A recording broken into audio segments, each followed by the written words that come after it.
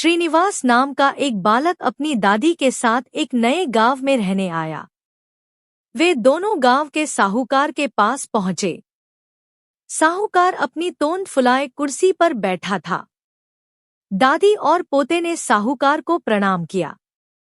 दादी ने उससे कहा, मालिक, हम दूसरे गांव से आए हैं, अब यहीं रहना चाहते हैं। आप हमें सिर छिपाने की जगह दे दें, बदले में हम आपके घर के काम कर देंगे। साहूकार ने मन में सोचा, बिना दाम के 2 मजदूर मिल रहे हैं, इन्हें क्यों छोड़ा जाए। वह मान गया। उसने घर के पिछवाड़े उन्हें रहने की जगह दे दी। दादी ने पूछा, साहूकार जी, इसका किराया क्या लगेगा? साहूकार ने झट से बताया, मेरे घर में 4 भैंसें, 3 बैल और 4 गायें हैं। उन सबको चराना होगा। उनके गोबर को पाथकर उपले बनाने होंगे और उपले बेचकर उनके पैसे मुझे देने होंगे। वही उसका किराया होगा। दादी और पोते ने साहूकार की शर्त मान ली। उसी दिन से दादी तो साहूकार के घर का काम करने लगी और पोते ने गांव में ही कोई काम ढूंढ लिया। उनका जीवन चलने लगा। एक दिन की बात है। साहूकार के दरवाजे पर फटेहाल एक भिखारी आ गया। साहूकार ऊंची आवाज में बोला, चलो आगे बढ़ो, मेरे पास कुछ नहीं है। वह भिखारी घूमकर पिछवाड़े की ओर आ गया। दादी को उस पर दया आ गई। घर में जो खाना बना हुआ रखा था वह उसने भिखारी को दे दिया।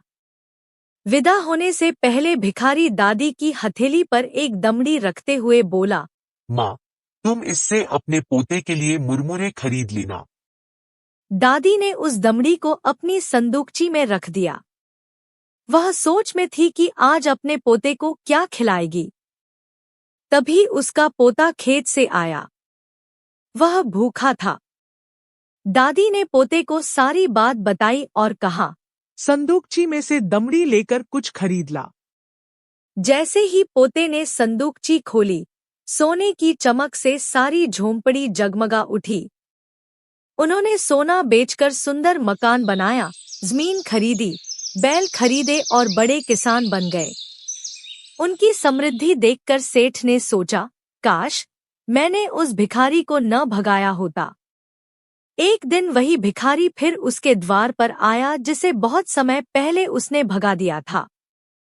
साहूकार दौड़कर बाहर आया। भिखारी को सम्मान के साथ अंदर ले गया। इसके बाद थाली में 56 व्यंजन सजाकर उसके सामने ले आया। मुस्कुराते हुए भिखारी ने छककर भोजन किया। जाते हुए वह साहूकार को भी एक दमड़ी दे गया। दमड़ी हाथ में आते ही साहूकार की खुशी का ठिकाना न रहा। उसने दमड़ी को बड़े जतन से अपनी तिजोरी में रखकर ताला लगा दिया। उस रात उसे नींद नहीं आई। वह बार बार तिजोरी के पास आता और फिर बिस्तर पर लेट जाता। इस तरह पूरी रात घूमते हुए बीती। पौ फटते ही साहूकार तिजोरी खोलने आया।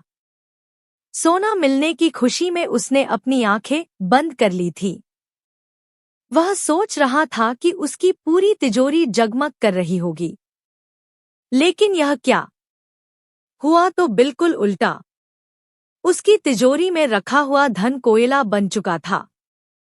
साहूकार समझ गया कि यह सब करनी का फल है। दादी ने निस्वार्थ भाव से भिखारी को भोजन कराया था, इसलिए उन्हें वैसा ही फल मिला। उसने लालच में आकर भिखारी को भोजन दिया था, सो ऐसा फल मिला। इसके बाद से साहूकार का व्यवहार हमेशा के लिए बदल गया। दादी और पोते ने उसे अच्छा सबक सिखा दिया।